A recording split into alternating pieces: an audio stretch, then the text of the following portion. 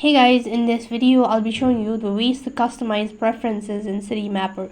To customize preferences in Citymapper, you have to follow the steps. First of all, make sure that your app is up to date and you're connected to an internet service. Now then, to begin with, go ahead and log in into your Citymapper app, and when you're logged in, go ahead and click the gear icon from the top left hand side corner.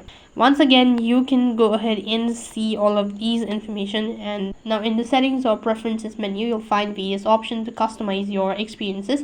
This may include setting your home and work address for quick access of direction. So for that case, you can go ahead and just go to this option, that is change map location dot and all that. You can also customize this, and accordingly you can also go to change app icon and all that. When you do that, you can go and switch your account as well when you by tapping the switch account button. After that, you can go ahead and make changes with go states, that is just go to this following app, and now you can go ahead and make changes. Along with that, you can also enable or disable notification for services, alert, or nearby transit information as well.